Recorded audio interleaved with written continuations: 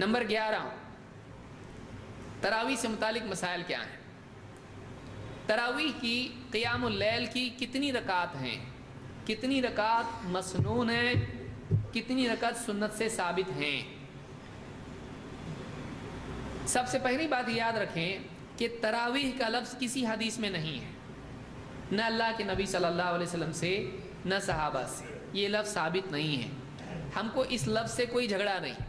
بعض لوگ کیا کرتے ہیں کہ تہجد الگ ہے، تراویح الگ ہے، تو سوال یہ پیدا ہوتا ہے کہ تراویح کا لفظ الگ ہے، یہ نماز الگ ہے، اور تہجد الگ ہے، یہ فرق آپ کہاں سے لائے؟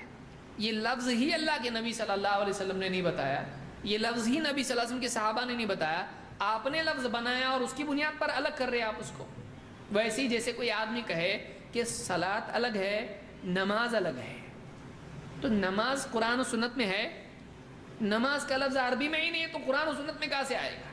لیکن اس لفظ کو آپ نے بنایا اور آپ اس کی بنیاد پر کہہ رہے ہیں صلاۃ الگ ہے، نماز الگ ہے، لہٰذا وہ جو مؤذن کہہ رہا ہے حی علی الصلاۃ وہ کچھ اور ہے، وہ نماز کے لیے نہیں بلا رہا ہے، تو اس آدمی کو مجنون کہیں گے لوگ، پاگل ہو گیا تو صلاۃ ہی نماز ہے، بولے نماز الگ ہے صلاۃ ہے، ایسا نہیں ہے، لفظ الگ ہے لیکن کام ایک ہی ہے، کام ایک ہی ہے۔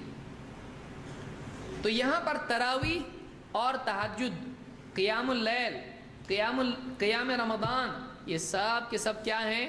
ایک ہی ہیں، ایک ہی ہیں، الگ الگ نہیں ہے۔ کوئی آدمی کہتا ہے رحمان الگ ہے، رحیم الگ ہے، کرتا ایسا بہت ماریں گے پکڑ کے لوگ، دو دو معبود بنا رہا ہے۔ تو اللہ کے الگ الگ نام ہیں کہ نہیں؟ الگ نام ہونے سے کیا الگ ہو جاتا؟ ایک ہی اللہ ہے نا، ایک ہی ہے کہ نہیں؟ ایک ہی اللہ ہے لیکن اس کے نام کیا ہیں؟ الگ الگ، کئی نام ہیں، وَلِلَّهِ الْأَسْمَاءُ الْحُسْنَى، اللہ کے بہت سے نام ہیں، اچھے اچھے نام ہیں۔ تو اسی طرح سے ایک عمل کے کئی نام ہو سکتے ہیں اور ہیں، اس کو صلاۃ اللیل آپ کہیں، تہجد کہیں، قیام رمضان کہیں، قیام اللیل کہیں، تراویح کہیں، کوئی پرابلم نہیں، لیکن نماز ایک ہی ہے۔ لہذا اللہ کے نبی صلی اللہ علیہ وسلم نے جو نمازیں پڑھی ہیں اس کا نام صلاۃ التراویح آپ کہیں، کوئی فرق نہیں پڑتا ہے، تہجد کہیں کوئی مسئلہ نہیں، جو چاہیں آپ اس کو ثابت شدہ نام کہیں، کوئی مسئلہ اس کا نہیں ہے۔ اس کی کتنی رکعت ہیں؟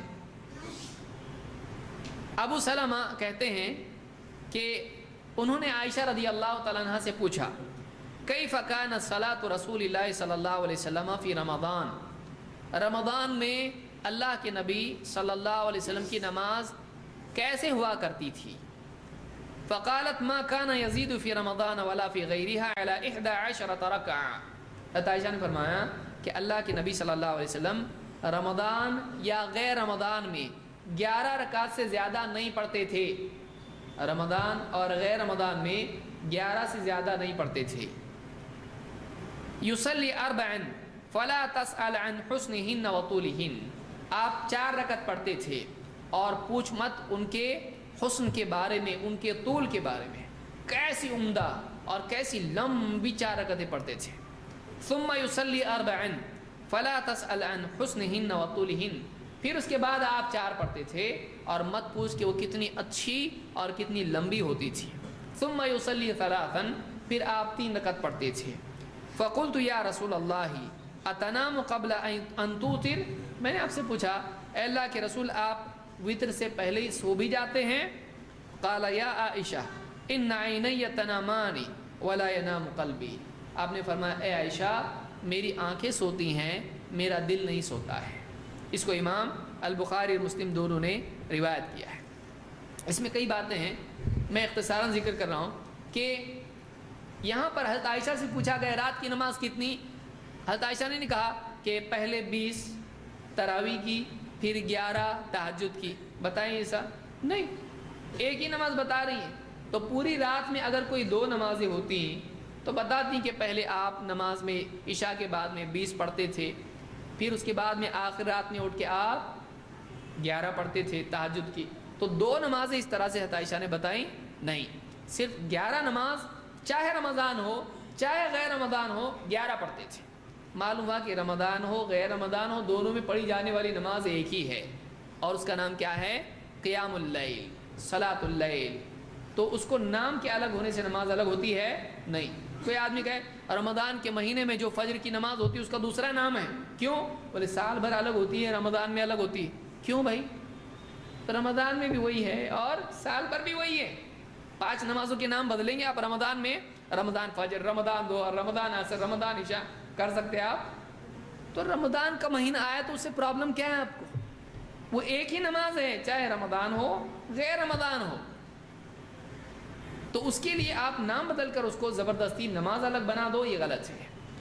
یہاں پر ایک سوال یہ پیدا ہوتا ہے کہ 4 ذکر کی گئی ہیں نا، تو حضرت عائشہ ہی کی روایت میں ملتا ہے کہ آپ ہر 2 رکعت کے بعد کیا کرتے تھے؟ سلام پھیرتے تھے. تو یہ 4 کیسی تھیں؟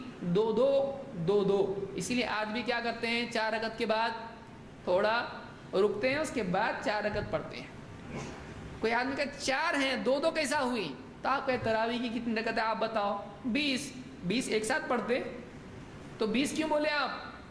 جب آپ نے تراویح کی 20 رکعت بتائی تو آپ کو 20 ایک سلام سے پڑھتے آپ نہیں. تو تراویح کی 20 رکعت جب آپ کہہ رہے ہو تو اس میں آپ کے دل میں آپ کو معلوم ہے 20 لیکن کیسی؟ 2. تو یہ بھی 4 لیکن کیسی؟ 2. کون کہہ رہا؟ ہم کہہ رہے ہیں، حضرت عائشہ خود فرما رہی ہیں. مسلم کی، بخاری کی روایت آپ دیکھیں، اس میں آپ کو ملے گا، عام طور سے کتابوں میں ہے، حضرت عائشہ فرماتی ہیں کہ آپ صلی اللہ علیہ وسلم ہر 2 رکعت کے بعد سلام پھیرتے تھے. تو اکٹھی اگر کسی کو کہا جائے، جیسے کوئی کہے 11 رکعت تراویح ہے، 8 رکعت تراویح ہے، کیا اس کا یہ مطلب ہوتا ہے کہ 8 رکعت ایک سلام سے؟ نہیں، وہ ٹوٹل بتا رہے ہیں، ایک سیٹ بتا رہے ہیں. جیسے کوئی آدمی کہے گا تراویح کے لیے، میں تفصیل سے اس کو سمجھا چکا ہوں، کوئی آدمی کہے تراویح کی نماز کیسا پڑھنا؟ پہلے 4 رکعت پڑھنا، پھر رکنا، پھر 4 پڑھنا، پھر رکنا، پھر 4 ایسا کر کے 20 پڑھنا، بولنے والے ایسا بولتے ہیں. پھر اس کے بعد 3 وتر پڑھنا. تو آپ نے جو 4 بتائی تو وہ 4 ایک سلام سے؟ نہیں ویسا نہیں ہے، 2 ہے وہ بھی. تو آپ نے 4 کیوں کہا؟ کہا بھی پوری بات نہیں ہوئی. تو حضرت عائشہ کی بھی پوری بات نہیں ہوئی. دوسری روایت میں انہوں نے بتایا کہ وہ جو 4 تھیں وہ کیسی تھیں؟ 2 والی تھی. اس کو یاد رکھیے. تو رمضان میں یا غیر رمضان میں رات میں اگر کوئی آدمی نماز پڑھتا ہے، اس کی نماز کتنی ہے؟ صلاۃ اللیل 11 رکعات ہے. اس کو بخاری اور مسلم دونوں نے روایت کیا ہے.